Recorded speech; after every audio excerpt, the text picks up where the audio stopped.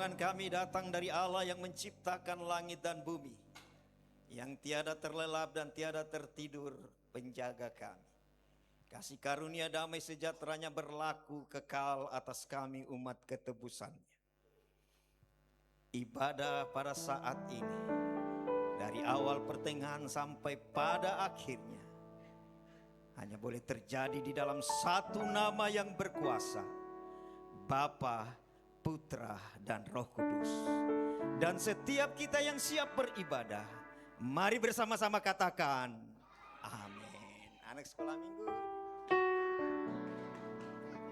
silakan duduk.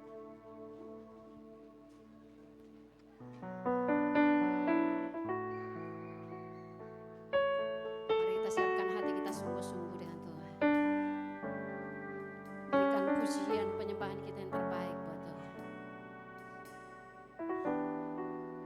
Mari membawa syukur kita di hadapan Tuhan. Membawa pergumulan kita di hadapan Tuhan. Pergumulan keluarga, pergumulan anak, pergumulan pekerjaan, bahkan pergumulan apapun yang ada dalam hidup kita hari-hari. Mari datang kepada Yesus, sumber segala penghiburan, sumber segala jawaban, dan sumber segala pemulihan. Haleluya. Yesus Tuhan. Jiwaku bertanya, apakah masih ada harapan melewati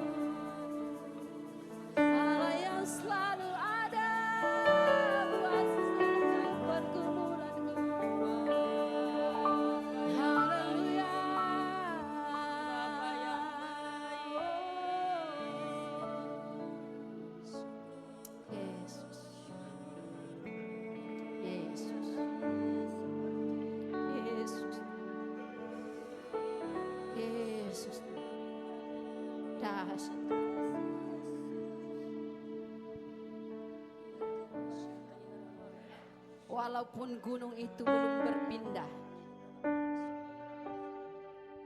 tetapi Engkau Tuhan yang sanggup memberikan kami kekuatan untuk mendakinya. Engkau Tuhan yang memberikan kami kemampuan Tuhan untuk melaluinya, untuk menjalaninya. Yes. Terima kasih. Shikaralaba karalaba shikaralaba. Hiaralaba shikaralaba karalaba shikaralaba. Yes. Shikaralaba karalaba shikaralaba.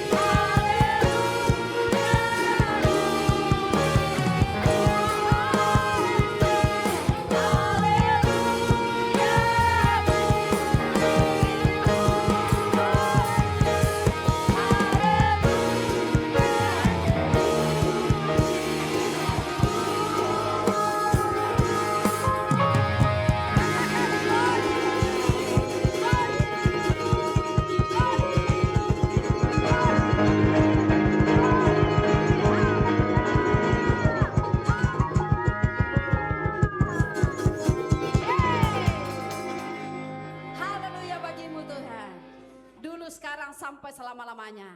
Bersama saya katakan, amin. Sorak-sorai meriah bagi Allah kita. Haleluya. Mari serahkan seluruh pergumulan kita kepada Tuhan.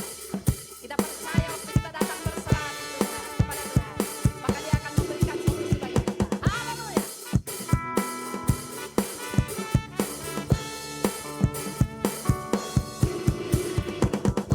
Apakah kau payah mencari-cari? Apakah kau payah berkeliling?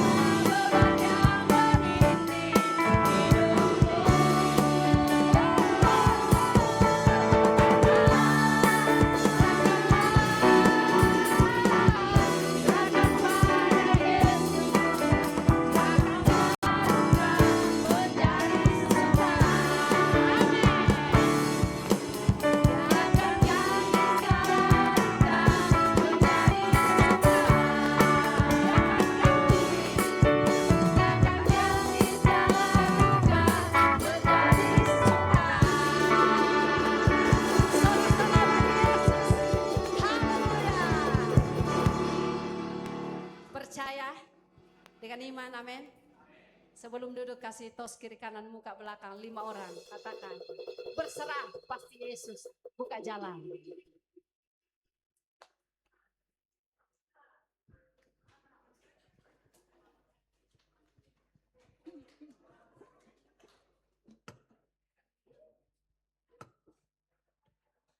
Mari tetap dalam hadirat Tuhan. Kita akan diberkati oleh firman Tuhan. Biarlah apa yang kita dengar pada pagi hari ini, terus kita akan kuat di dalam Tuhan. Menjadi terus serupa dengan gambarnya Yesus.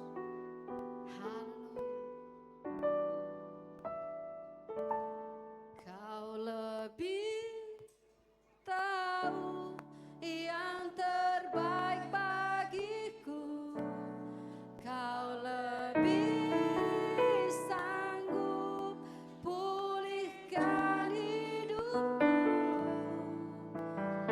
Ku berserah, ku percaya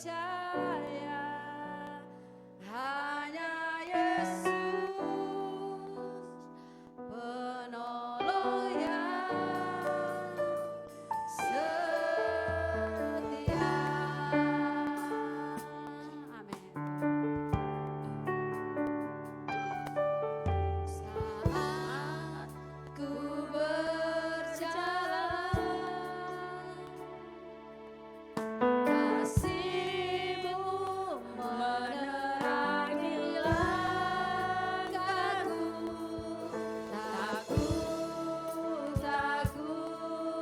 Tak ku bimbang, karena ku tahu Kau bersamaku. Sekali lagi saat ku berjalan. Saat kau berjalan,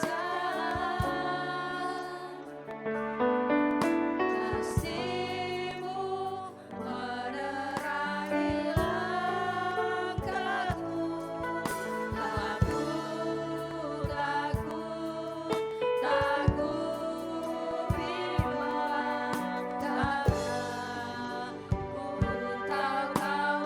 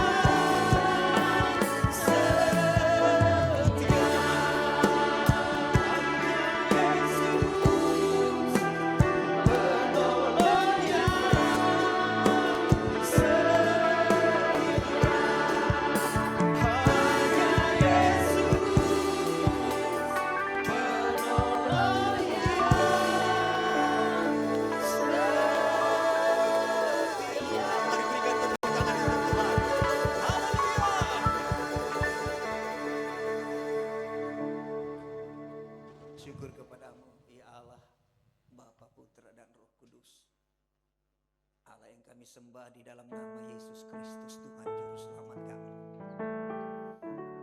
Kami telah memuji dan memuliakan Engkau lewat nyanyian kami. Kami menaikkan penyembahan kami, ungkapan syukur kami. Dan kami meyakini sungguh itu berkenan di hadapan-Mu karena kasih karunia yang ada padamu bagi kami. Tibalah saatnya kami akan bersama-sama merenungkan kebenaran firman. Dan kiranya Engkau memberkati kami semua, Roh Kudus. Memberikan kepada kami pemahaman, roh hikmat dan wahyu ada pada kami. Sehingga kami mengerti. Dan dengan kuat kuasa yang daripada Tuhan, kami disanggupkan untuk melakukannya. Terima kasih. Dimuliakanlah Engkau kini dan sepanjang masa. Kami berdoa kepada Bapa di surga di dalam nama Yesus Kristus Tuhan, oleh tuntunan kuat kuasa Roh Kudus. Dan setiap jemaat yang siap merenungkan firman, mari bersama-sama katakan amin. Puji Tuhan, silakan duduk Bapak Ibu Saudara yang terkasih. Haleluya. Shalom. Sekali lagi shalom. Ada sukacita? Amin. Ya. Puji Tuhan. Bapak Ibu Saudara yang terkasih, kita masuk di minggu kedua bulan Agustus ini. Dan berulang kali saya bilang ini semua karena kemurahan Tuhan. Amin. Iya, karena Alkitab bilang tidak ada seorang pun yang berkuasa atas hidupnya. Bahkan untuk sehasta pun, sehasta itu 45 cm, kurang lebih tulang ini. Dan waktu saya di Ambon, ketika saya ya pernah juga kuliah sih walaupun tidak selesai. Ketika menulis skripsi tentang bagaimana menerapkan metode pembangunan kapal dengan metode Motlaf, gambar. Jadi ada gambar di lantai, biasanya skalanya hampir 1:1 atau 1:1,5 kapalnya digambar begitu. Baru itu kemudian itu mau diterapkan di galangan kapal tradisional. Ada 2 tempat saya pergi dan saya masih menemukan orang menghitung dengan jari dan orang menghitung dengan hasta. Karena filosofinya waktu saya sampai di kampung itu, kampung itu tempat besarnya Pak Jaksa dulu di Kepala Kejaksaan Buton. Ya Pak siapa saya lupa yang dari Manado, Pak Ledrik ya, dia pernah bapaknya guru di situ dan dia besar di situ ya. Saya baru tahu juga ketika ketemu di Manado. Jadi filosofinya orang membangun kapal itu seperti tubuh manusia. Lunasnya adalah kerangka tulang belakang, lalu ada gading-gadingnya yaitu tulang rusuk, sehingga semua dibangun. Peletakan apapun selalu dimulai dengan pembakaran dupa. Lalu saya berpikir bagaimana kita mau menerapkan teknologi yang kita belajar di bangku kuliah kepada hal yang seperti ini. Ya gitu. Ya tapi puji Tuhan bahwa bahkan saya percaya sampai sekarang mereka masih membangun dengan metode itu dan terbukti memang kapalnya kuat. Hanya karena metode pembangunannya, ukuran dimensinya sehingga agak susah untuk menjadikan kapal-kapal yang dibangun secara tradisional itu diasuransikan. Itu kendalanya. Oke, kita tidak berkuasa atas kehidupan kita. Bahkan untuk sehasta pun. Alkitab bilang bahkan untuk orang yang melangkah berjalan tidak berkuasa atas setiap langkah kakinya. Karena itu setiap bangun pagi kita bersyukur bahwa ternyata kita masih bisa bernafas. Sekalipun seperti Ibu Mariance tadi bilang oleng-oleng. Ya, puji Tuhan. Ya, Bapak Ibu Saudara yang terkasih dalam Tuhan Yesus, kita akan belajar kebenaran firman Tuhan pada minggu kedua bulan Agustus ini sesuai dengan kalender Badan Pengurus Pusat Gereja Betel Indonesia dengan tema mengobati penyakit masyarakat. Wah. Kalau Bapak Ibu yang suka nonton YouTube Tim Tarsius di Manado, bukan di Bitung atau di mana itu. Ya, kemudian ada juga Ambarita, ini nih, penyakit masyarakat selalu di sana dibahas ya. Saya coba merenungkan hal ini, kemudian saya bilang ini tantangan berat gereja, saudara dan saya untuk hidup di dalam tema ini. Karena tidak jarang kita pun juga pelaku umat Kristiani. Sebelum kita baca Lukas pasal 10 ayat 25 sampai 37, saya mau baca dulu definisi ya, sederhana secara singkat tentang penyakit masyarakat berdasarkan AI, AI, artificial ya, kecerdasan buatan. Di Google bilang begini, pekat yang adalah singkatan dari penyakit masyarakat adalah segala bentuk perbuatan, tindakan, perilaku orang ya, atau dalam masyarakat yang melanggar norma, baik norma agama, adat istiadat, moral, hukum yang berlaku di lingkungan masyarakat itu. Ada beberapa jenis contoh di sini penyakit masyarakat itu. Perjudian. Wah, sekarang lebih repot. Karena judi bahkan bisa masuk sampai di WC. Dulu kalau mau berjudi, kita cari tempatnya. Ya kan kita juga pelaku dulu tuh, walaupun hanya nonton-nonton. Teman-teman saya itu biasa belum cukup pertengahan bulan langsung sudah berutang gara-gara itu. Di rumah-rumah kos begitu kan, judi. Ya. Dan repotnya sekarang, ya, bahkan di WC kita duduk sekalipun orang bisa main judi. Pakai ini toh. Makanya beberapa hari yang lalu kalau tidak salah di Ternate atau di mana Maluku Utara ada rekan kerja membunuh rekan kerjanya gara-gara judi online. Selain itu ada prostitusi, pelacuran. Ini purba betul ini. Maksudnya sudah dari zaman dulu nih. Minuman keras. Itu sudah. Dan karena itu kadangkala Bapak Ibu Saudara yang terkasih dalam Tuhan, orang Kristen selalu dicap sebagai peminum. Iya toh?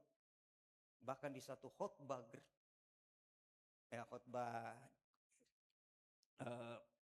bukan khotbah Kristen sih.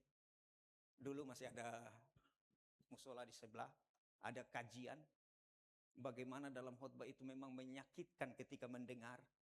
Bayangkan ketika yang membawa materi itu berkata, mereka melakukan segala maksiat di malam minggu dan kemudian pada hari Minggu hanya dengan minum minuman keras, khamar, ya, dan sepotong roti dosa mereka diampuni. Hai, ini dengar dari mana itu? Begitu. Memang sekarang itu banyak ya, kemarin saya belajar, saya kasih tahu dengan Kinan, kita kadangkala strawman logika, kesalahan berlogika. Apa yang kita pikir, kemudian kita lekatkan pikiran kita itu kepada orang, bahwa itu pemikirannya. Bayangkan di mana kita melakukan perbuatan maksiat di malam minggu, besok demi hanya dengan meminum khamar dengan sepotong roti, dosa kita diampuni. Ya, bahwa saya mengerti itu pasti mengacu kepada perjamuan kudus, tapi tidak juga begitu, bro. Dan saya ingat hampir setiap hari Saudara Julius kalau lewat di situ, ya kita melawan dengan roh toh, karena memang firman Tuhan bilang begitu. Peperangan kita bukan melawan darah dan daging. Maka saya masih ingat Saudara Julius setiap lewat di situ, temboknya di sepanjang jalan lorong itu, Saudara Julius bubar. Dan memang terbukti.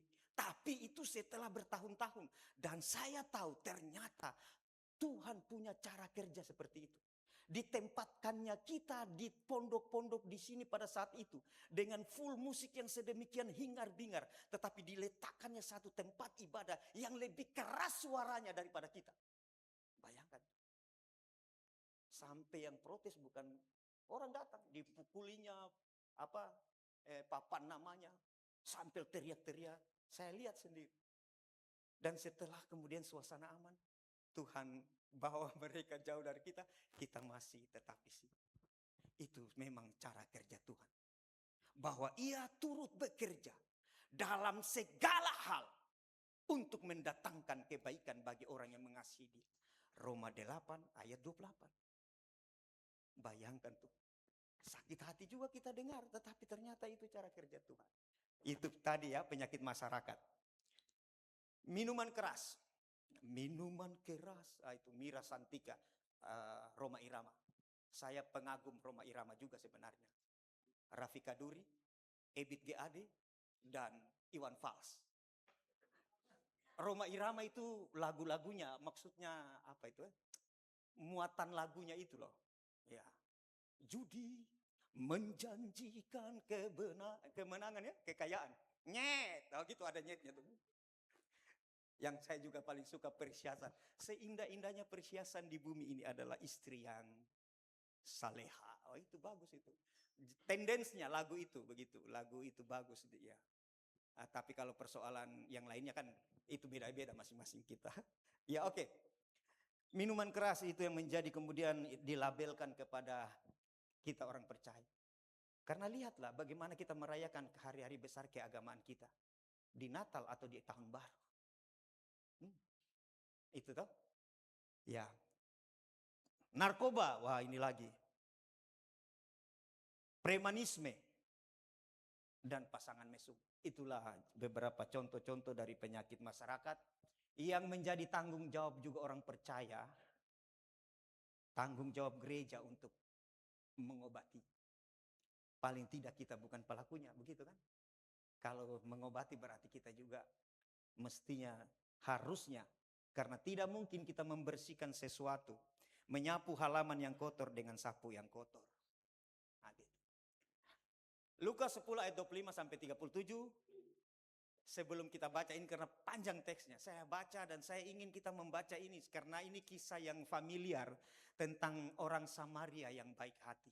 Saking terkenalnya dia ini, kemudian banyak lembaga yayasan sosial Kristen pakai nama Samaria ini tuh, Samaria, Samaritan. Ayo gitu, oke. Sebelum kita baca Lukas 10, kita maju berikutnya lah di slide berikutnya. Karena saya sudah bagi tadi di grup supaya nanti direnungkan kembali yang apa yang kita akan renungkan ini. Tapi saya hanya mau fokus sebenarnya menggali nats teksnya ya. Ya, jadi saya bacakan. Perumpamaan tentang orang Samaria yang murah hati itu disampaikan Yesus, diajarkan kepada orang-orang pada saat itu dan kepada kita orang Kristen untuk menjawab suatu pertanyaan yang dibungkus pencobaan, menguji. Pertanyaan yang tidak tulus, pertanyaan yang bersifat menjebak, menjatuhkan. Ya, paling tidak jenis pertanyaan itu kan ada 3. Saya bertanya karena saya tidak tahu. Begitu. Di mana rumahnya Pak Ahmad? Oh, rumahnya Pak Ahmad di sebelahnya Pak Raffi. Pak Raffi yang mana? Iya, Pak Raffi yang di sebelahnya Pak Ahmad itu rumahnya. Oh gitu, saya tidak tahu kan? Saya tidak tahu. Atau saya bertanya untuk menyamakan persepsi pandangan. Pak Yohanes 16 tambah 3 itu 20 ya? Oh gitu tuh? Ternyata bukan. Menyamakan. 5 kali 5, 25 tuh? Nah itu menyamakan. Tapi ada juga pertanyaan yang mengandung pencobaan, tanda kutip. Menguji. Entah menguji supaya kemudian orang itu naik level seperti guru. Atau menguji dalam rangka menjatuhkan. Makanya kalau kita nonton di televisi itu, orang-orang hukum itu apa itu? Acara Karni Ilyas. Biasa satu ahli dengan satu ahli mereka baku uji begitu. Baku uji pemahaman mereka tentang hukum begitu. Ya itu. Sehingga sering terjadi debat seru. Ya. Sekali lagi pertanyaan kisah perumpamaan orang Samaria yang baik hati ini diajarkan oleh Tuhan Yesus dalam rangka menjawab pertanyaan dari seorang ahli Taurat, cendekiawan, ustadz, alim ulama yang bertanya siapakah sesamaku manusia. Dan kisah ini menggambarkan bagaimana kondisi masyarakat pada saat itu dan pada saat ini juga. Masyarakat yang terluka karena dosa dan memang segala sesuatu persoalan di kolong langit ini biang keroknya adalah dosa.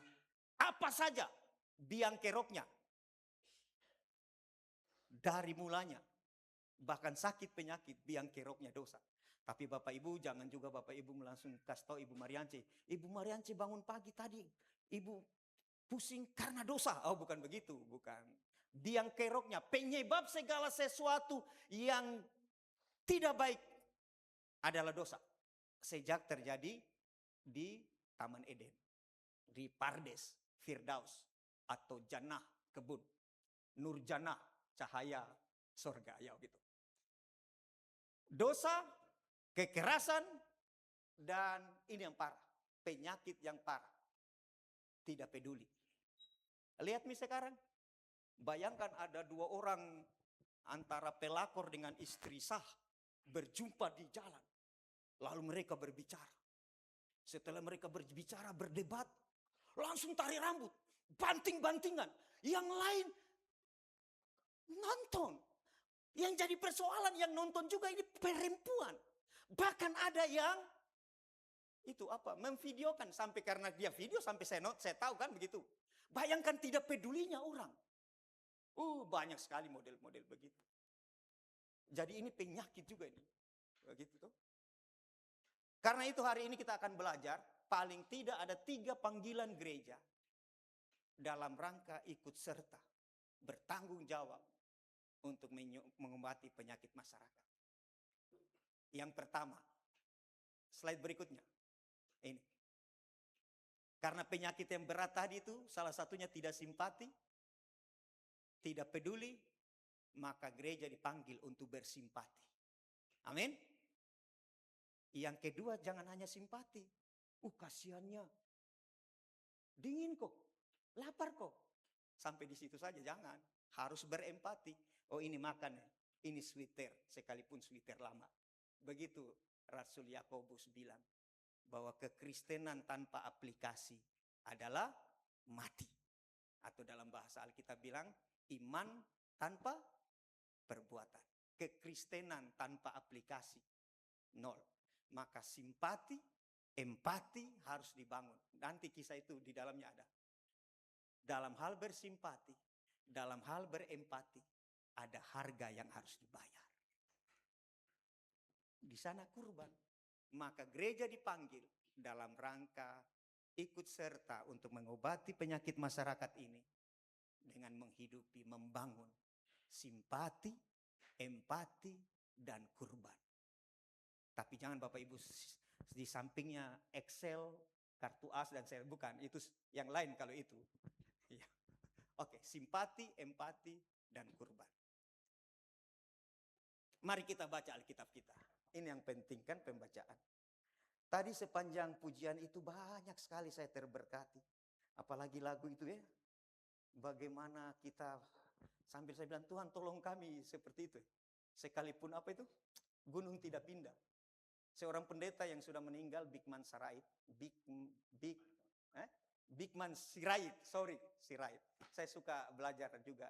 Dia salah seorang pendeta yang reform, Calvinis dari Gereja Reformasi Indonesia. Sampai pernah saya meneteskan air mata ketika dia mati meninggal di Amerika kalau tidak salah waktu itu atau Singapura. Lalu khotbahnya waktu dia memang kan dia jantungan sebenarnya sudah ada beberapa pasang ring. Waktu dia berkhotbah tentang tema lagu tadi. Bahwa iman yang besar, itu kemarin waktu saya mencuci saya menyanyikan itu. Iman yang besar itu sanggup memindahkan gunung. Itu iman yang besar. Tapi iman yang benar, bahkan sekalipun gunungnya tidak pindah, dia tetap percaya. Amin? Amin? Iya, itu tadi bersyukur. Dan saya juga bersyukur mendengarkan pujian tadi sambil menyanyikan. Saya kemudian menghayati bagaimana Daud bilang begini. Bagi saya yang penting kau sertai. Cukup sudah. Begitu tadi lagu itu kan. Musa juga begitu. Dia begitu mengenal, memahami sungguh bahwa kunci sukses segala sesuatu adalah karena Tuhan sertai. Karena itu dia berkata kepada Tuhan ketika dia menjadi seorang juru syafaat atas umat Israel. Ketika Allah murka, lalu Musa berdiri antara Tuhan dengan umat Israel. Dia berada di tega. Lalu berkata, jangan suruh kami pindah dari tempat ini. Begitu. Dia berdiri karena Tuhan murka kan. Mau membinasakan umat Israel pada saat itu. Lalu Musa bilang begini, jangan suruh kami pergi dari tempat ini. Kalau engkau tidak sertai kami. Apa kata dunia? Mereka akan menghujat, menista. Wah, penistaan agama nanti itu. Engkau akan dituntut dengan undang-undang penistaan Tuhan. Kalau engkau tidak sertai kami. Karena yang membedakan antara kami dengan umat yang lain. Bahwa engkau menyertai kami. Itu yang membedakan Bapak Ibu. Amin. Allah kita Immanuel. Karena itu dia hadir secara istimewa dalam kebaktian seperti ini. Wah, bahwa secara global dia ada di mana-mana karena memang Allah Maha Kuasa, Maha Hadir. Tetapi dia juga janji, manakala engkau berjemaat, manakala engkau bersekutu, manakala engkau berkumpul, 2 atau 3 orang saja, karena namaku saya hadir di situ. Amin. Karena itu segala sesuatu selalu harus dasarnya Alkitab. Kalau kita berkata Allah hadir di sini, bukan karena bulu-bulu kudu kita merinding, bukan. Allah hadir bukan karena kita menangis, walaupun respon menangis itu respon tuh. Wajar. Betapa orang kita merasakan apa itu? Sukacita, begitu kan? Masa kita dikala orang India? Orang India itu kalau senang nyanyi, putar-putar di pohon begini. Susah juga menyanyi. Ya, itu. Makanya orang India itu kalau ketemu pohon pasti keliling-keliling putar-putar nyanyi. Tapi orang Indonesia lebih hebat. Hanya orang Indonesia yang tahu mana itu belakangnya pohon. Khususnya bapak-bapak tuh. Tapi gitu belakang pohon begitu. Oke. Sampai mana tadi? Panjang sekali saya pergi nih. Saya lupa pulang. Ini bahaya nih kalau PDI itu. Penurunan daya ingat. Oke, kita kembali ya. Jadi tadi itu tentang bagaimana Allah menyertai saudara dan saya.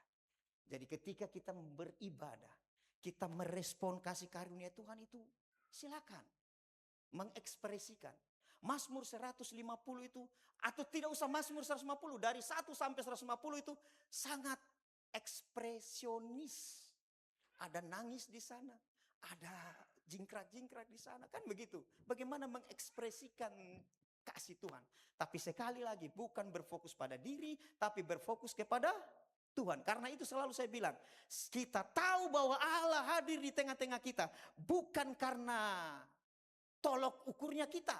Tapi firman Tuhan, salah satunya dia berkata, jika 2-3 orang berhimpun di dalam namaku, aku hadir. Amin? Ya, oke. Mari kita buka Alkitab kita. Saya lihat dulu jam ini. Lukas. Lukas 10. Injil yang ditulis oleh seorang profesional berlatar belakang medis, dokter, tabib. Kemudian menjadi teman pelayanan Rasul Paulus, mengikut itu. Lalu Allah mempercayakan kepada dia untuk menulis Injil Lukas dan juga kisah para rasul. Sehingga cara menulisnya menurut yang paham bahasa Yunani sedikit lebih bahasa apa namanya ya? Bahasa intelektual. Ya gitu. Kalau yang lain sederhana, tapi sekalipun sederhana, tapi kalau kita baca Bapak Ibu, karena ini tuntunan Roh Kudus, banyak hal yang mengherankan selalu. Nanti siapa tahu kita bisa kupas tentang itu. Kita baca dulu Lukas pasal 10 ayat 25. Silakan. Jadi 3 ini ingat, nanti penjelasannya sudah kita lihat di grup WA. Demikian firman Tuhan. Pada suatu kali berdirilah seorang ahli, expert ini. Ahli dalam apa? Ahli dalam kitab suci. Begitu. Jadi dia ahli dalam kitab suci. Dia berdiri dan mengajukan pertanyaan kepada Yesus. Pertanyaan dalam rangka mencobai. Pertanyaan yang goalnya supaya menjatuhkan. Dia bertanya begini. Rabi, apa yang harus kuperbuat untuk memperoleh hidup yang kekal? Itu pertanyaannya. Dia bertanya seperti itu. Dan pertanyaan ini juga sampai sekarang masih ditanyakan orang. Dan mungkin bagi kita orang Kristen yang belum mengerti, juga kita tanyakan, apa yang harus kulakukan supaya masuk surga? Begitu tuh? Iya. Saya berharap kita sudah tahu jawabannya. Amin. Ya. Apa yang harus kuperbuat untuk memperoleh hidup yang kekal? Jadi hidup yang kekal ini yang menjadi sesuatu hal yang juga menjadi dari zaman kuno sekalipun sampai sekarang orang juga memburunya. Dalam cerita-cerita Tiongkok kuno, bagaimana raja-raja itu mereka mengejar obat hidup sepanjang masa, air kehidupan, maksudnya air, mata air. Ada cerita-cerita di mana-mana karena orang mau hidup kekal. Dan kemudian guru-guru datang mengajar, untuk kau mau hidup kekal, begini, jalan yoga kah mungkin supaya sehat, ini. Tidak ada yang datang dan mengaku saya. Hanya Yesus yang berkata, akulah hidup. Ego emi ho so. Begitu. Jadi ada biologi, ada zoe. Jadi bio itu hidup yang natur begini. Tapi ada yang hidup lebih hidup, yaitu zoe. Ego emi ho zoe. Anihu, saya, ana. Al-haq, al-torik, jalan, torik, hak, kebenaran, hayat. Anihu al-hayat. Saya ini kehidupan. Oke, Yesus menjawab itu.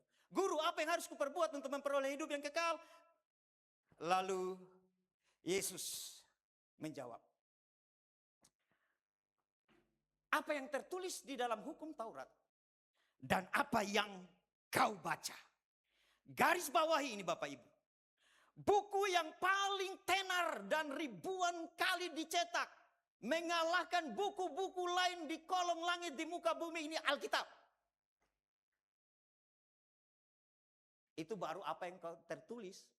Tapi yang lebih dari semuanya itu, sudah bacakah saudara dan saya? Ingat-ingat ya. Apa yang tertulis, tidak sampai di situ. Dia tanya, apa yang kau baca? Maka Bapak Ibu Saudara yang terkasih dalam Tuhan, kalau Alkitab ini disimpan itu baru apa yang tertulis. Tetapi waktu saudara dan saya baca, itu baru yang Tuhan Yesus bilang. Oke? Amin. Lanjut, ayat 27. Lalu orang itu menjawab, ahli Taurat, expert di bidangnya, ini doktor teologi. Begitu. Kalau ada profesor teologi mungkin gelarnya juga nih, doktor teologi. Tapi Bapak Ibu juga jangan bilang tidak perlu belajar, perlu sangat. Makanya saya ditawari sudah 2 kali beberapa tahun yang lalu, ayo ikut magister teologi. Saya tidak berani. Barusan ada lagi tawari, ayo ikut dekat Makassar, lewat Zoom juga. Tidak berani. Biar belajar sendiri. Makanya ada teman yang kami sekolah, kami sarjana teologianya tanda kutip tembak. Bukan tembak juga sih. Sekolah Alkitab, lalu kemudian bertemu dengan seorang waktu itu yang menawarkan supaya lanjut, yang penting ada ijazah diploma 1 teologi. Nanti diuruskan. Selama 2 tahun, puji Tuhan jemaat mensupport. Setiap bulan saya pergi ke Kendari, kurang lebih 3 hari belajar. Nanti bulan depan begitu sampai kemudian akhirnya di wisuda. Walaupun saya juga merindukan berkuliah secara reguler, duduk di bangku, diajar, lalu berdiskusi. Tetapi kemudian teman-teman lain saya bilang begini, karena sarjana teologi kita ini sarjana teologi kejadian, yang teman-teman yang lain keluaran, maksudnya keluaran STT, kita ini kejadian, tiba-tiba begitu, oleh kasih karunia Tuhan, maka tidak bisa tidak. Kita harus belajar. Lalu disepakat. Lalu dia tanya, mana adakah aplikasi tafsiran? Hari kita begitu, kita berbagi. Oke, jawab orang itu. Orang itu menjawab pertanyaan Tuhan Yesus, apa yang kau baca, apa yang tertulis, dan apa yang kau baca. Lalu orang ini bertanya begini, kasihilah Tuhan Allahmu dengan segenap hati, segenap jiwa, segenap kekuatan, dan segenap akal budimu. Jadi paripurna seutuhnya kita mengasihi Tuhan. Ya gitu ya. Jadi ya yang seniman mengasihi Tuhan dengan jalan membuat lukisan dan pokoknya segala sesuatu yang kau perbuatlah seperti untuk Tuhan. Kemudian lanjutan berikutnya 2, yang 1 yang utama. Kasihilah sesamamu manusia seperti dirimu sendiri. Jadi standar mengasihi orang lain itu mengasihi diri. Maka saya bertanya, boleh tidak kita mengasihi diri kita? Boleh tidak? Harus. Itu tuh. Karena standar mengasihi manusia, mengasihi diri tuh. Tapi bukan mengasihani, karena berbeda itu. Kalau mengasihani itu lain. Pokoknya dia yang salah, dia anggap dia yang benar. Mengasihani diri, menampil. Ya, makanya suatu kali ada seorang pendeta tanya sama Tuhan kepada bapak-bapak pendeta, kepada ibu-ibu pendeta.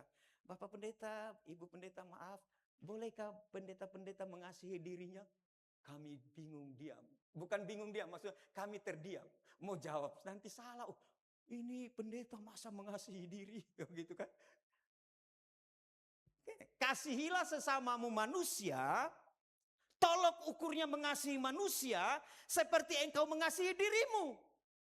Kan tidak mungkin engkau menampar dirimu, maka tidak mungkin juga engkau menampar orang, begitu kan? Tapi ada orang yang merusak dirinya, oh itu tidak termasuk itu. Dia merusak dirinya, dia tidak mengasihi diri. Oke. Itu yang dijawab ahli Taurat. Ayat 28, kita baca terus. Ini cukup panjang. Kata Yesus kepadanya, benar. Itu sudah. Mantap. Begitu. Kemudian baru Tuhan kasih nasihat.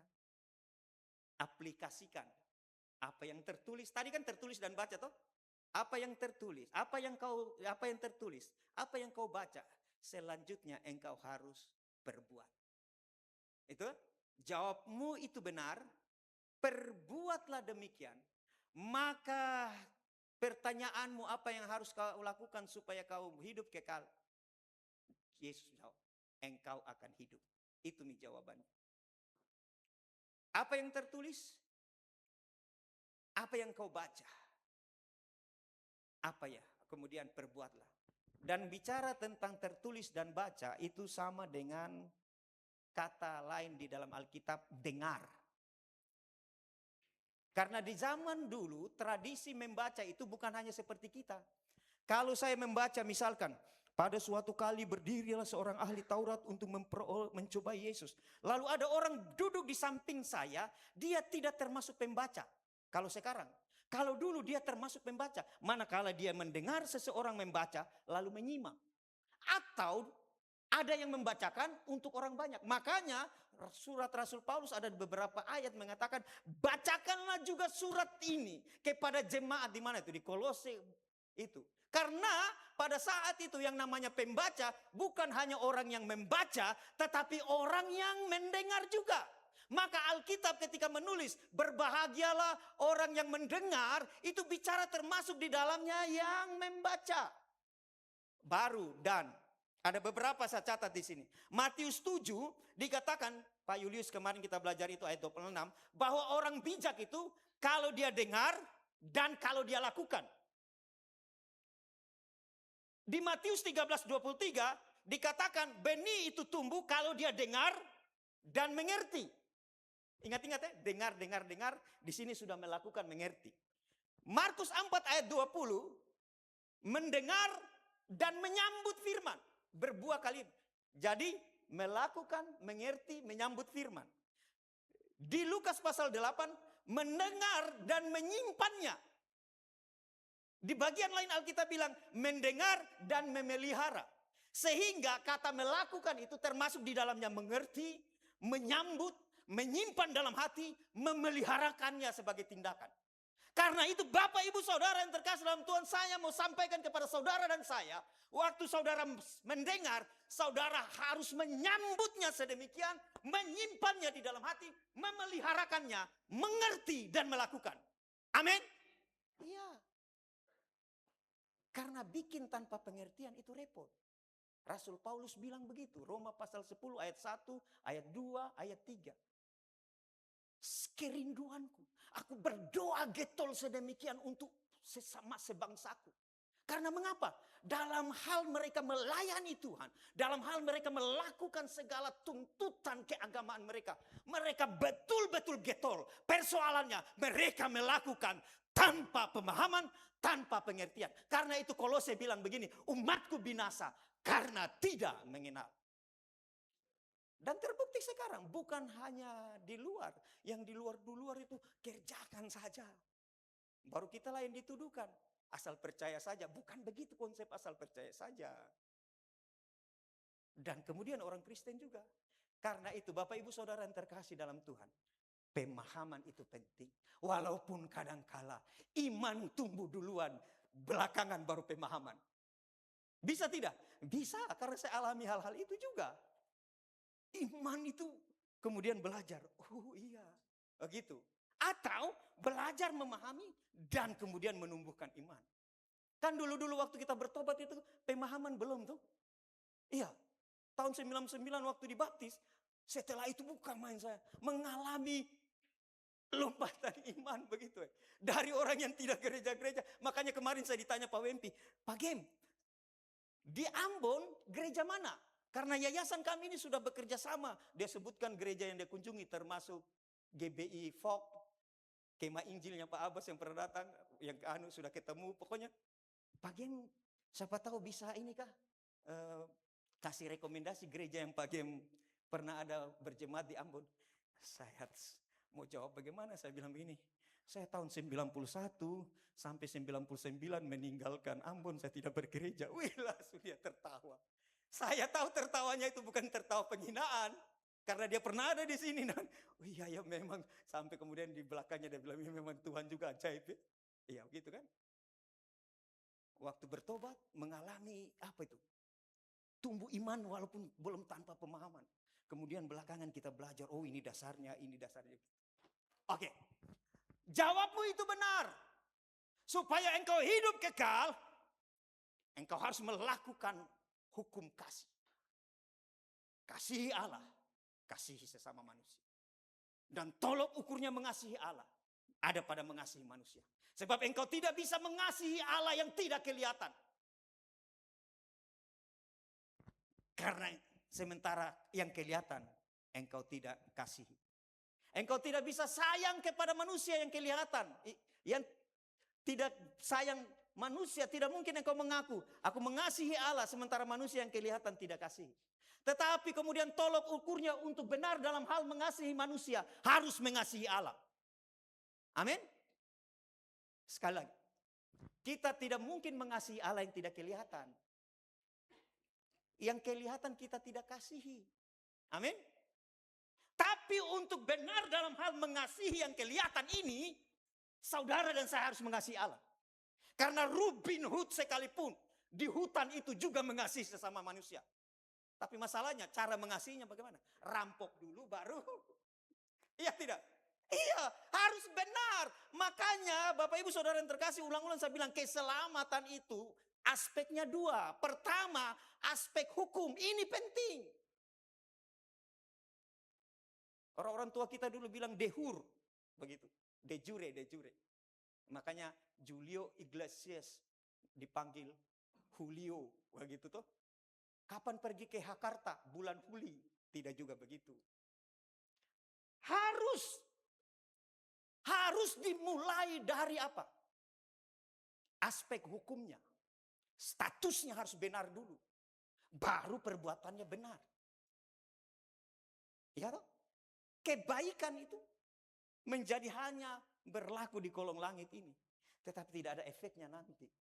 Karena statusnya, saudara dan saya, oleh karena kasih karunia Tuhan, kita punya status keselamatan itu.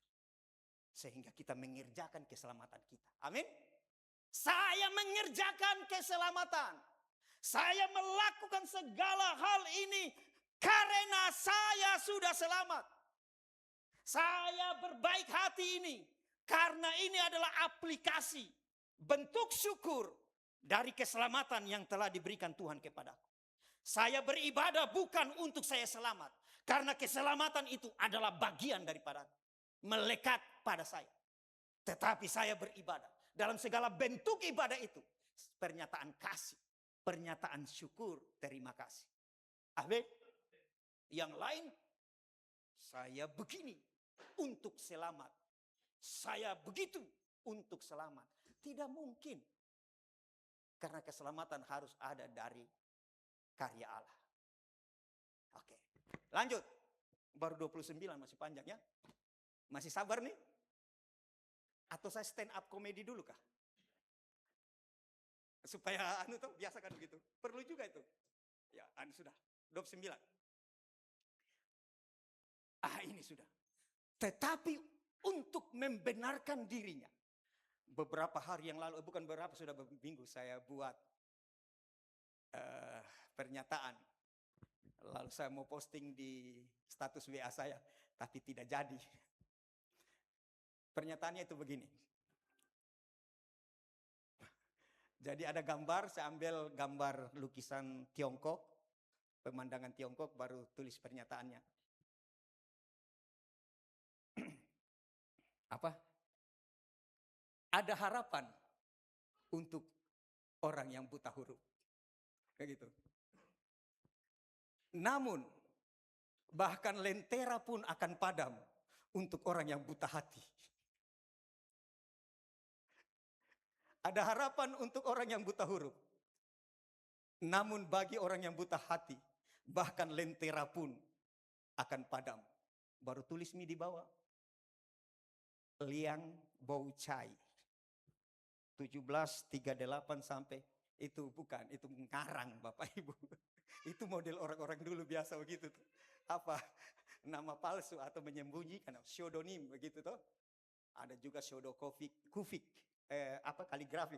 Makanya dulu sempat heboh waktu ada film ayat-ayat cinta, ketika gambar apa itu, kerudung Bunda Maria ada tulisan apa itu? Tulisan Arab begitu, lalu orang bilang, "Wih, kalimat syahadat nih." Tidak, itu ekspresi orang dulu tuh. Kadang-kala buat begitu ya. Saya juga pernah melakukan itu, dan teman-teman seangkatan saya waktu KKN di Amahai, khususnya orang Medan, orang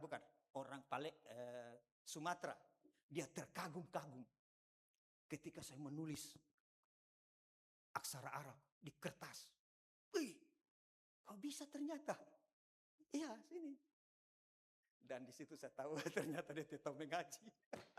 Karena yang saya buat itu ngarang saja, bentuknya saja. Dulu kami, ini sekali lagi, kita paling banyak hafal aksara Tiongkok itu. Tanding-tandingan kami SD Impres tuh. Karena mainnya kami di kuburan Cina.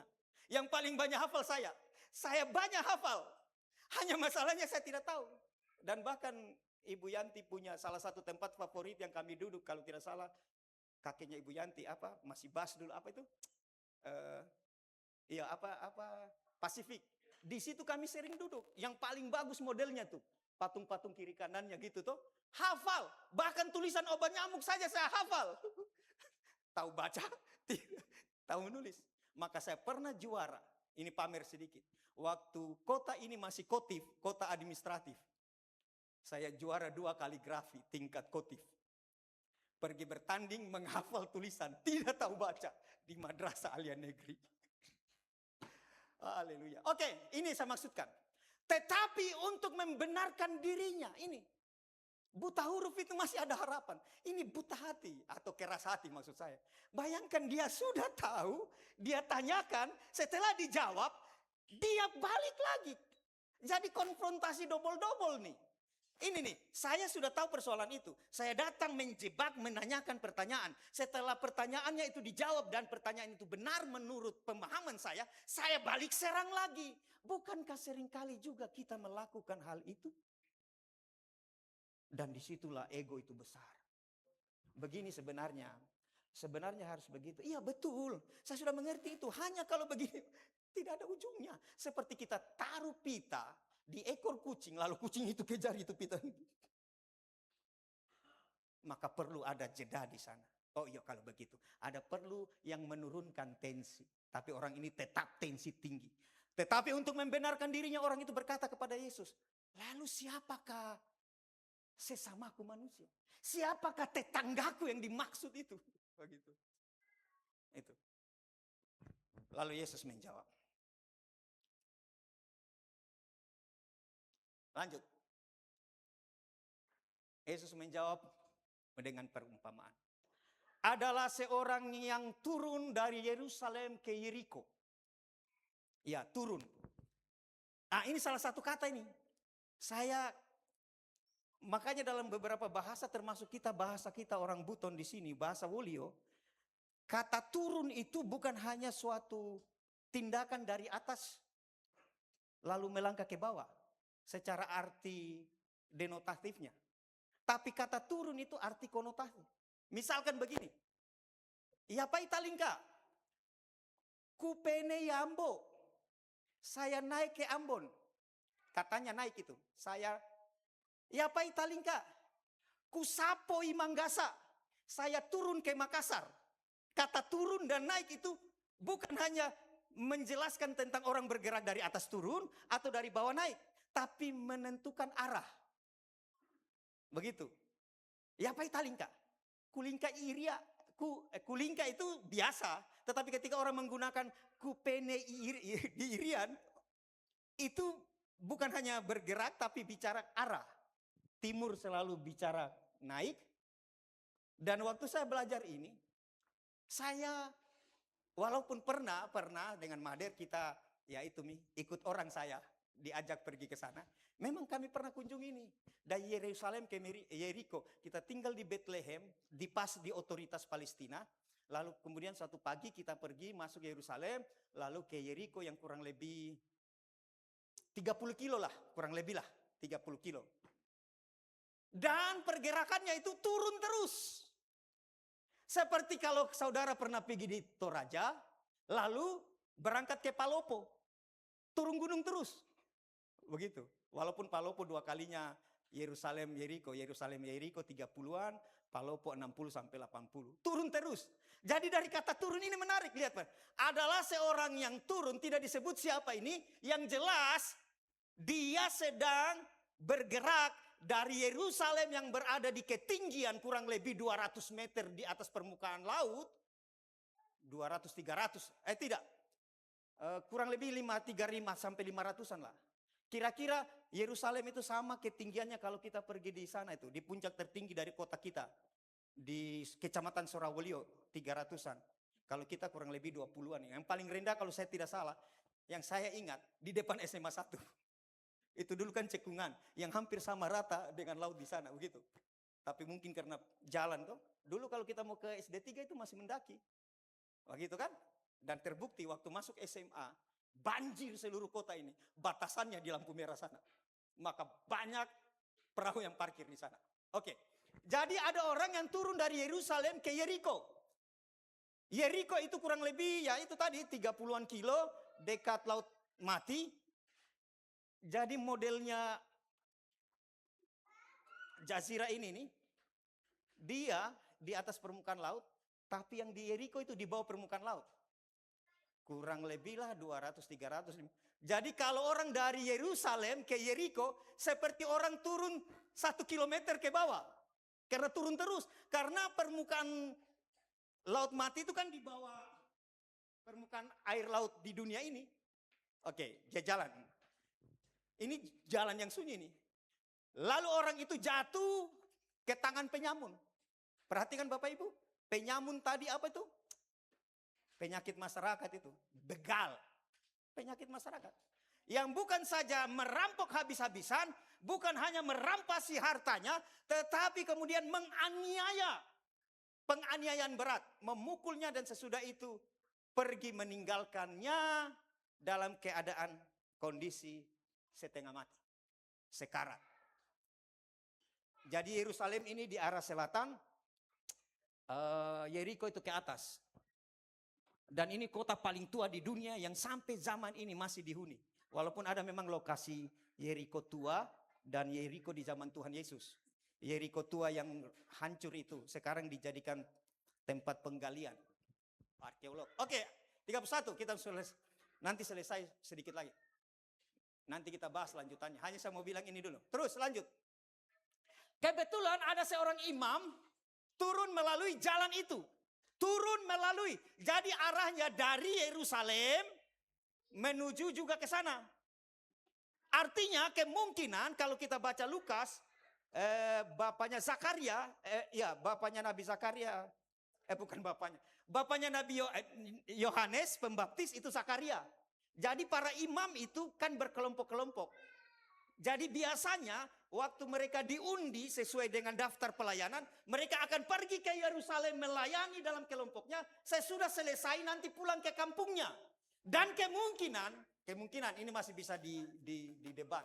Imam ini karena pergerakannya dari Yerusalem ke Yeriko, kemungkinan dia sudah selesai pelayanan di sana. Dan bicara imam itu dari suku Lewi. Hanya tidak boleh dari turunan yang lain. Harus dari turunan Harun. Kira-kira imam ini kalau kita kasih nama Simon ben Aaron. Begitulah kira-kira. Simon anaknya Harun. Ya, jadi kalau kita kasih nama. Dia orang Lewi tapi jabatan khususnya imam.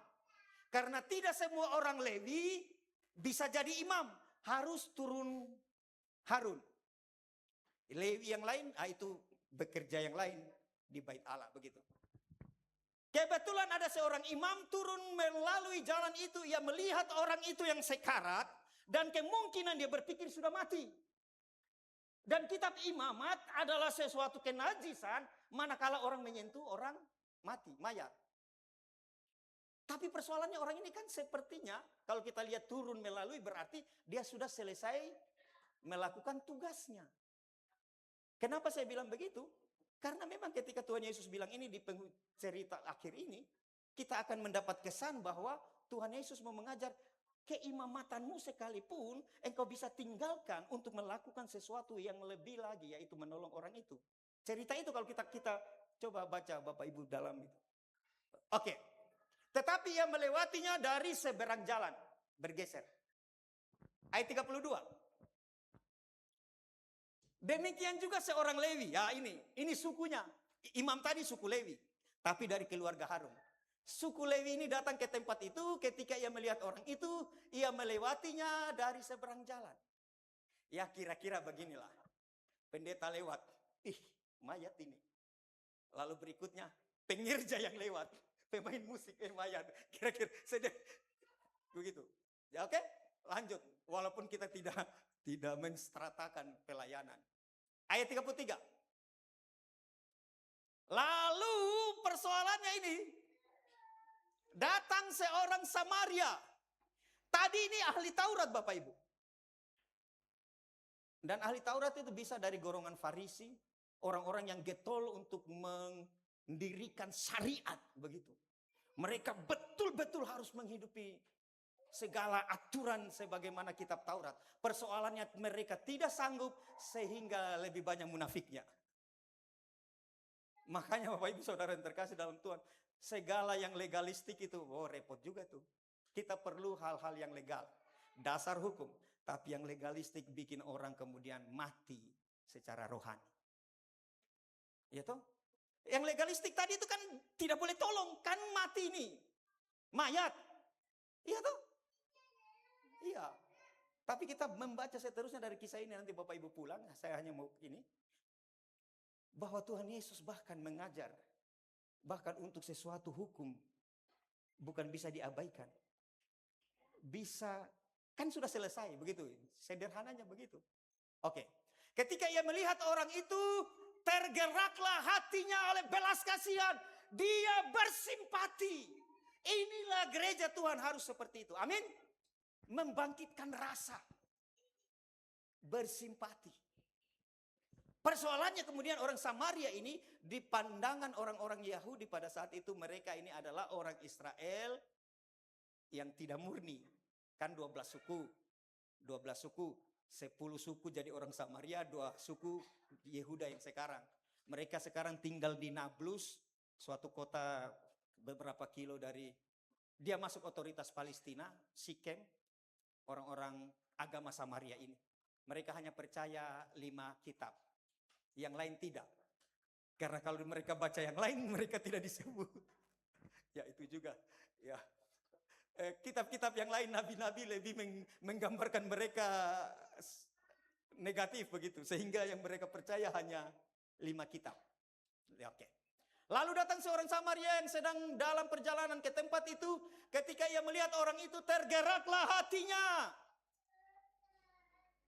Ketika kita membaca kata tergerak hati, kita langsung mengingat. Yesus, Yesus, Yesus. Bahwa segala sesuatu tindakannya selalu karena cinta kasihnya. Amin? Amin? Ketika ia berjumpa di depan pintu kota Yeriko, seorang ibu janda, sudah janda, anaknya laki-laki satu-satunya, mati, habis pengharapan. Di sana Alkitab ditulis. tergeraklah hatinya oleh belas kasih.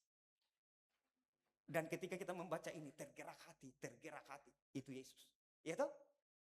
Iya. Karena Allah itu adalah kasih. Kita bisa mengasihi, tapi bukan kita kasih. Kalau Allah adalah kasih, naturnya Allah itu begitu. Jadi namanya itu hakikatnya. Begitu toh? Dia maha kuasa. Atau Yesus penyembuh, Allah penyembuh. Bukan hanya penyembuh, tapi kesembuhan itu sendiri dia begitu. Jadi namanya adalah hakikatnya. Oke. Lanjut. Tergerak belas kasih, simpati. Tetapi tidak hanya sampai di situ.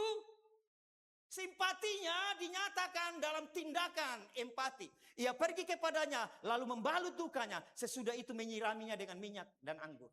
Ya, pada saat itu metode pengobatan minyak dan anggur. Alkohol sekarang.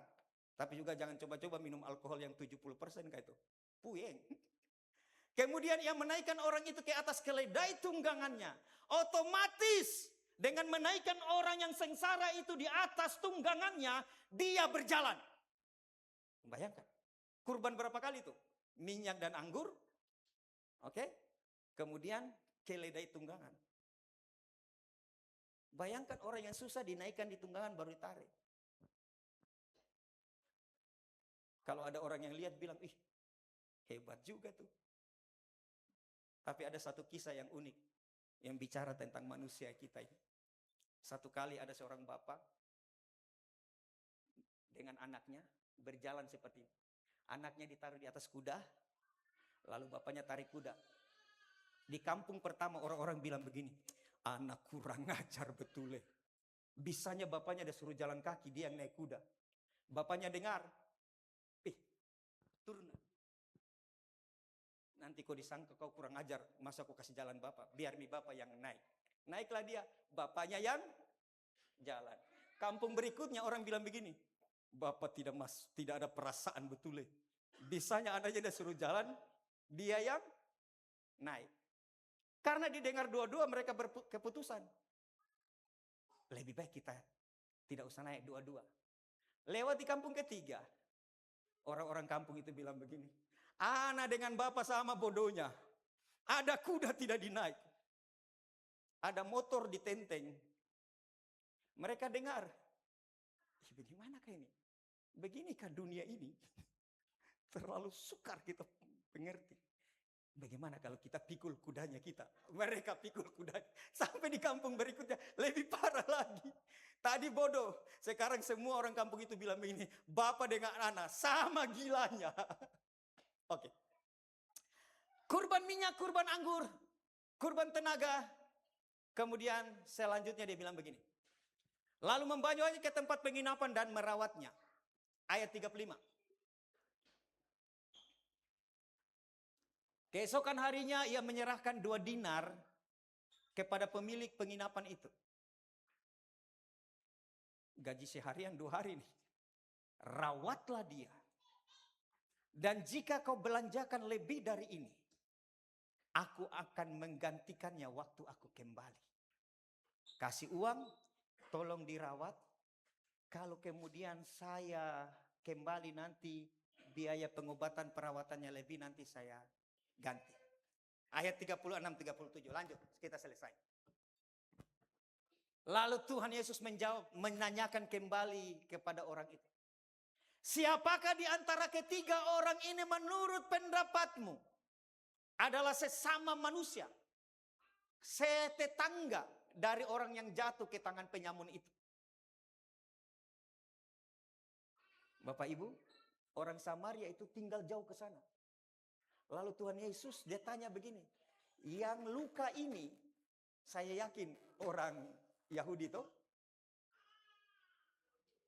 Tuhan Yesus tanya begini, siapakah di antara ketiga orang ini yang bertetangga, kata sesamamu manusia. Karena orang Yahudi itu kan memandang orang di luarnya kafir, begitu goyim. Mereka sangat bangga dengan identitasnya. Jadi yang dimaksud tetangga itu hanya mereka. Lalu kemudian Tuhan Yesus menceritakan hal ini, sesuatu hal yang menampar ini. Siapakah di antara ketiga orang ini menurut pendapatmu yang adalah sesama manusia, yang adalah orang yang hidup bertetangga?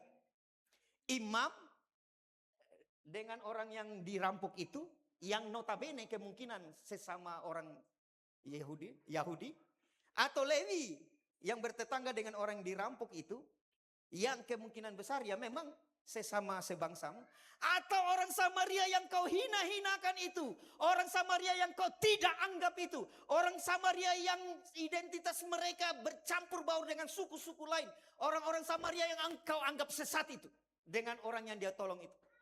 Ayat 37. Jawab orang itu, orang yang telah menunjukkan belas kasih. Lihat lagi, lucu jawabannya tidak tahu. Kenapa tidak jawab saja orang Samaria, Kak?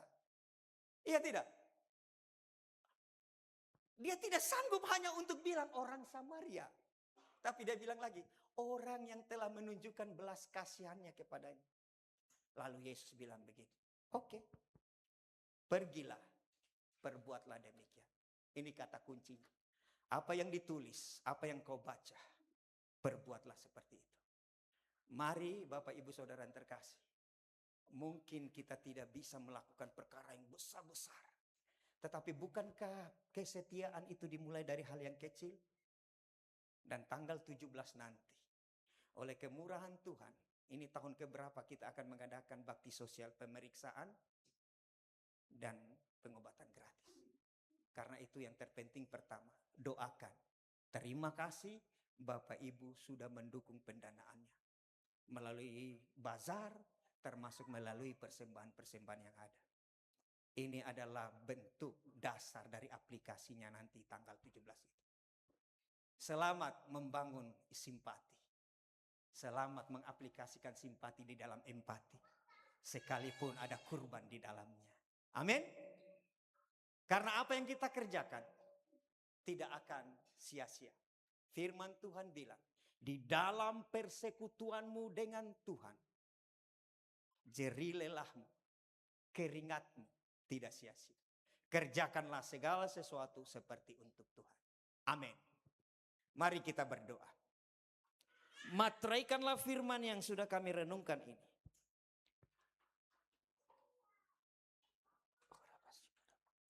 Roh Kudus terjemahkan lebih lagi di masing-masing kami. Biar setiap kami boleh mendapat berkat pribadi tersendiri. Selain apa yang kami sudah renungkan ini. Dengan demikian supaya membangun juga kecintaan kami. Rindu kami untuk menggali kebenaran firman.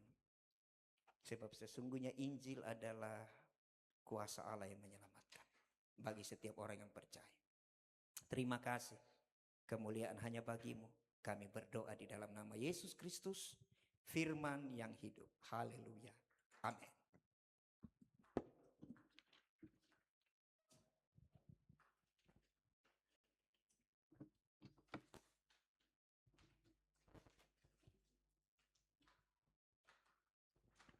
Puji nama Tuhan, saya percaya kita semua diberkati, ada amin. Sebelumnya kita akan memberikan korban syukur kepada Tuhan, kita akan satu di dalam doa, nanti Mother yang pimpin kita di dalam doa.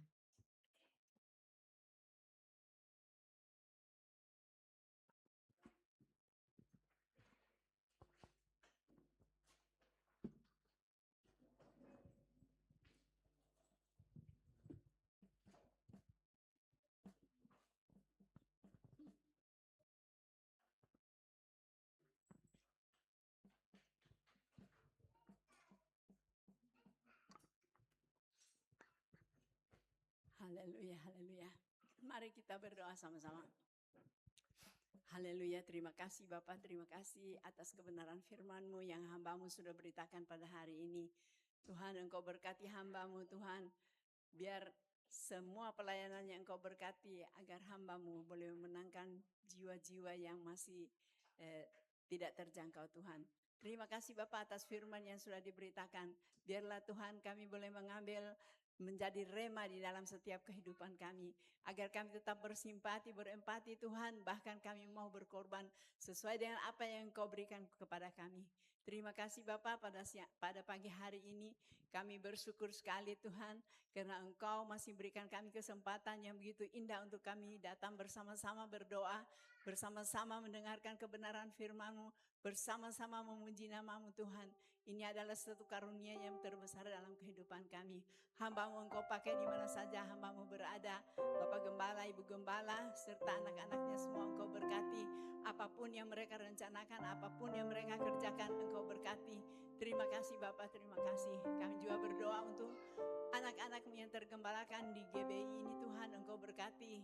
Biarlah Tuhan semua usaha pekerjaan, semua apa yang direncanakan oleh anak-anak-Mu Tuhan Engkau berkati. Terlebih khusus Tuhan kami berdoa untuk rencana kami di 17 Agustus Tuhan kami akan mengadakan pengobatan gratis. Tuhan Engkau tolong, Tuhan Engkau campur tangan. Engkau berkati anak-anak-Mu yang sudah berempati Tuhan, berkorban Tuhan untuk jalannya acara ini. Terima kasih Bapak, terima kasih. Sebentar lagi Tuhan kami akan membawa korban persembahan kami. Sebelumnya Tuhan Engkau berkati kami semua dengan hati yang tulus untuk kami memberi, bukan dengan paksaan. Biarlah Tuhan persembahan yang kami bawa boleh digunakan untuk pelebaran kerajaan-Mu. Terima kasih Bapak. Juga Engkau berkati anak-anak-Mu yang sudah menjadi pemain musik, WL, bahkan Tuhan singer yang ada. Semua Engkau berkati dengan hikmat marifat daripada-Mu Tuhan, agar di hari-hari yang akan datang mereka tetap semangat untuk melayani Engkau. Terima kasih Bapak, terima kasih. Sebentar lagi kami akan bawakan korban persembahan kami. Engkau berkati kami semua Tuhan. Bahkan yang belum sempat untuk memberi pada hari ini Tuhan, Engkau juga berkati. Dan kami percaya pada hari-hari yang akan datang mereka juga boleh mengambil bagian. Terima kasih Bapak, terima kasih. Sekali lagi Tuhan kami serahkan semua rencana-rencana ke depan GBI, rumah doa ke dalam tangan-Mu Tuhan, agar semua Tuhan boleh tercapai sesuai dengan apa yang Engkau inginkan. Terima kasih Bapak, dalam nama Tuhan Yesus Kristus kami serahkan semuanya. Haleluya, amin. Sambil kita memberi, kita akan belajar lagu ini Bapak Ibu Saudaraku.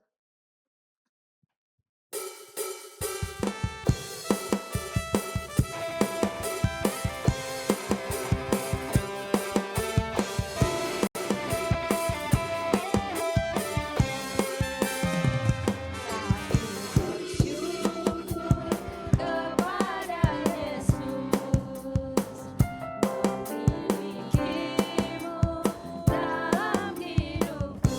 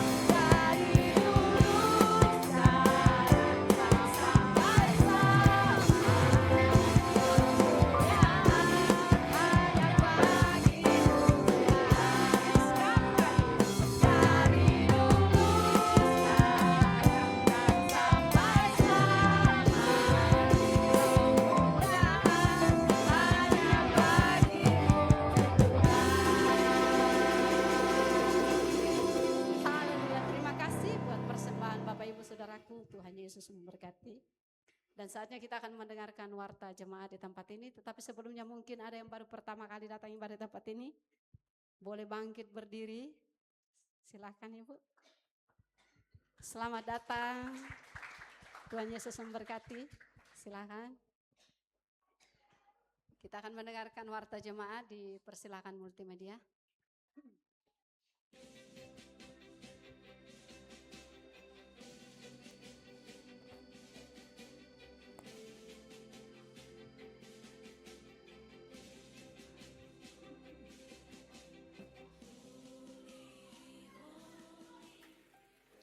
Shalom Jemaat Gereja Bethel, senang sekali kami dapat menjumpai Anda di minggu kedua di bulan Agustus ini dengan tema di bulan ini yaitu Revival di Marketplace dan Masyarakat. Minggu ini kita belajar tentang mengobati penyakit masyarakat. Penyakit masyarakat berupa sikap egois, apatis atau acuh tak acuh, dan diskriminasi dapat diobati melalui belas kasihan nyata, menembus batas suku atau agama, serta tindakan proaktif menolong sesama. Pemulihan bangsa dimulai dari hati yang peka seperti hati Kristus. Gereja dipanggil untuk turun tangan, mengunjungi, mendoakan, mendampingi, dan membalut luka mereka yang terluka secara fisik, mental, dan rohani. Sebab gereja yang kuat bukan gereja yang hanya penuh di dalam gedung, tetapi juga yang keluar untuk memulihkan masyarakat. Bersama saya, Cecilia, akan menyampaikan informasi kegiatan Gereja Bethel selama sepekan. Inilah Bethel News. Bagi jemaat yang belum mengikuti komunitas Mesbah Keluarga, mari bergabung dalam ibadah Mesbah Keluarga pada hari Selasa, tanggal 11 Agustus 2026, pukul 7 malam yang terbagi dalam 3 wilayah. Untuk Mesbah Keluarga 1, Tuan Rumah Keluarga Bapak Arthur Julianto yang bertempat di Kilo 2, ibadah akan dilayani oleh WL Ibu Lydia Moisu, musik Bapak Stephen Wijaya, dan firman Tuhan oleh Ibu Rika Kateku. Mesbah Keluarga 2, Tuan Rumah Keluarga Mantong yang bertempat di Jalan Patimura, Tanah Abang, ibadah akan dilayani oleh WL Saudari Sekina, musik Saudari Jack Faith Hariman, dan firman Tuhan oleh Ibu Margareta Berhitu. Ibadah Mesbah Keluarga 3, Tuan Rumah Keluarga Bapak Lewi Noah yang bertempat di Bure samping Alfa Mundi, ibadah akan dilayani oleh WL Saudari Jenny Pinter, musik Bapak Daniel Rolo, dan firman Tuhan oleh Bapak Agustinus Bidang. Latihan ibadah raya dan doa malam diadakan setiap hari Kamis pada pukul 7 malam bertempat di rumah doa. Mari nikmati hadirat Tuhan dalam ibadah doa malam yang diadakan pada hari Jumat tanggal 14 Agustus 2026 pukul 7 malam di rumah doa. Pelayan doa malam sebagai berikut: WL Bapak Robin Kiman, singer Bapak Diki Tambunan dan Ibu Ilham, musik Bapak Benes Munisu, Bapak Vincent Wijaya dan Bapak Eka Jaya, multimedia Saudara Luka Emanuela, monitor Saudara Tessa Mentong, dan firman Tuhan akan dilayani oleh Ibu Desi Berhenti. Bagi kamu orang-orang muda, bergabunglah dalam ibadah Bethel Youth setiap hari Sabtu pukul 7 malam di rumah doa. Layan Youth tanggal 15 Agustus 2026 adalah sebagai berikut: WL Saudari Kinan, musik Saudara Jack Faith Hariman, dan firman Tuhan akan dilayani oleh Saudara Hendra. Ibadah Raya Minggu diadakan setiap jam 9 pagi. Ibadah raya ini juga dapat Anda ikuti secara live streaming hanya melalui Facebook GBI Rumah Doa Bogor. Pelayan profetik ibadah raya Minggu tanggal 16 Agustus 2026 adalah sebagai berikut: WL Ibu Lydia Moisu, singer Bapak Robi Hariman dan Saudara Budi Misi, musik Bapak Benes Moisu, Bapak Stephen Wijaya, Bapak Beniham dan Saudara Jack Faith Hariman. Multimedia Bapak Yance Dompe, monitor Saudari Feby Valentina, Asher Ibu Mary Korengkeng, Celomelia, dan Ibu Rika Kategu. Doa Saudara Julius Berhitu. Bawalah anak-anak Anda dalam ibadah Bethel Kids yang diadakan setiap hari Minggu pukul 9 pagi di Rumah Doa. Pelayan Bethel Kids tanggal 16 Agustus 2026 sebagai berikut. WL Kakak Desi, pendamping WL Kakak Abi, musik Kakak Kinan, firman kelas kecil Kakak Murti, firman kelas besar Kakak Ningsi, pendamping sekolah minggu Kakak Feby dan Kakak Yuka, kameramen Kakak Marcel, dress code guru dan pendamping memakai baju merah sekolah minggu. Selamat ulang tahun bagi saudara dan saudari di sepanjang minggu ini. Tanggal 14 Agustus, Ibu Koni Noya dan Bapak Maika Wijaya. Tanggal 15 Agustus, Bapak Andreas Dwi Sucahyo.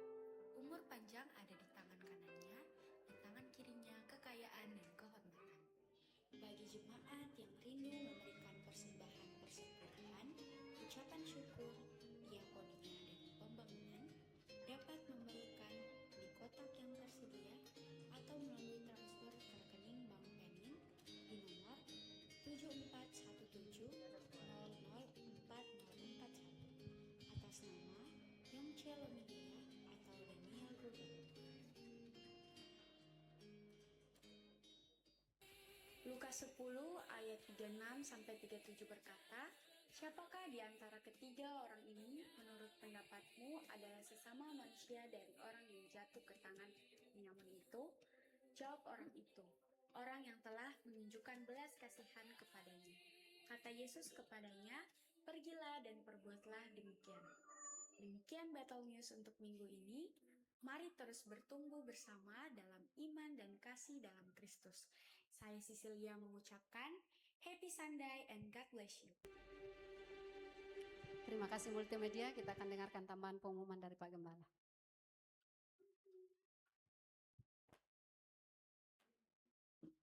Shalom. Ya, tambahan pengumuman untuk seluruh pengurus sekolah minggu, guru-guru dan kakak pendamping. Setelah ibadah ini kita akan adakan pertemuan sehubungan dengan rencana perayaan 17 Agustus. 17 Agustus selain kegiatan pemeriksaan dan pengobatan gratis pada pagi hari, sore hari anak-anak kekasih kita sekolah minggu akan mengadakan kegiatan aneka pertandingan, fun game. Karena itu dari sekarang juga Bapak Ibu kalau bisa sekiranya dalam waktu seminggu ini anak-anak ini supaya meriah acaranya dibuatkanlah pernak-pernik hiasan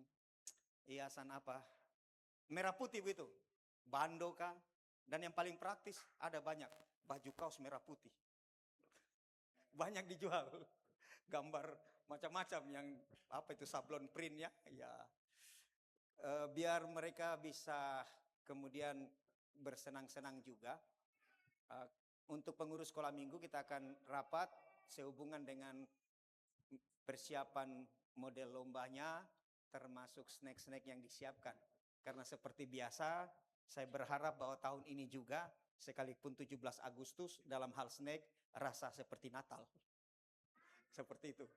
Ya, kemudian Bapak Ibu yang sudah berpartisipasi dalam pendanaan kegiatan ini dalam bentuk bazar sudah disiapkan di luar. Jadi silakan untuk menghubungi bagian diakonia. Demikian pengumuman tambahan. Oh ya, selamat datang untuk Bapak Ibu sekeluarga yang baru pertama kali beribadah. Tuhan Yesus memberkati. Mari kita bangkit berdiri, kita akan akhiri ibadah kita. Bagi Dia segala pujian, hormat, syukur kekal sampai lamanya.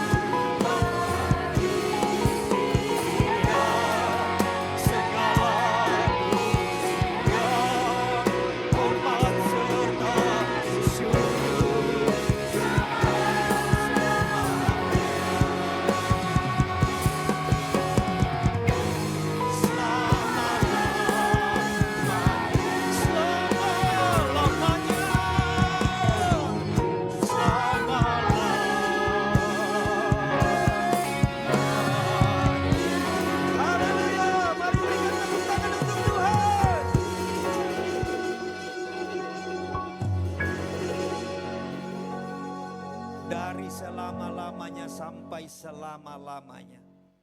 Dari awal sampai pada akhir, Engkau yang ditinggikan, Engkau yang dimuliakan.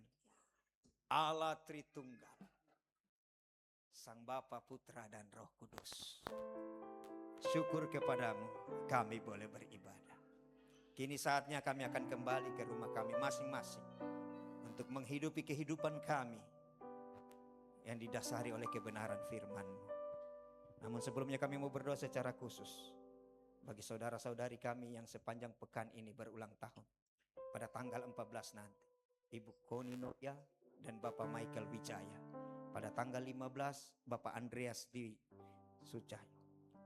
Tuhan memberkati mereka karena adalah kehendak Tuhan. Mereka bertambah setahun usia mereka di pekan ini. Terima kasih. Kini saatnya kami akan kembali ke rumah kami masing-masing, mengakhiri ibadah ini. Namun kami percaya penyertaan Tuhan bukan hanya ada dalam ruangan ini, kehadiran-Mu sepanjang kehidupan kami.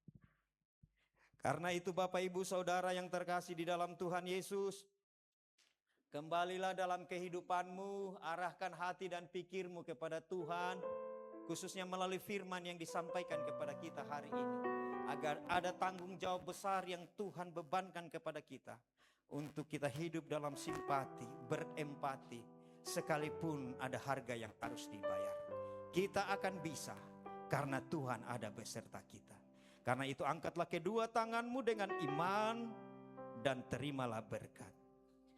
Kasih karunia damai sejahtera yang bersumber dari Allah, Bapa, Putra, dan Roh Kudus. Kasih karunia-Nya yang melampaui segala akal pikir manusia, dicurahkan atasmu, atas kita semua. Dan dengan kasih karunia damai sejahtera itu, disanggupkannya saya dan engkau, gereja Tuhan, hidup di dalam kebenarannya. Untuk hormat kemuliaan nama Tuhan, dari sekarang bahkan sampai Maranatha, Tuhan datang kali kedua. Di dalam berkat nama Bapa, Putra, dan Roh Kudus, dalam nama Tuhan Yesus Kristus, setiap kita yang diberkati Tuhan, mari bersama-sama katakan amin. Puji Tuhan, ibadah kita selesai. Tuhan Yesus memberkati. Salam sehat.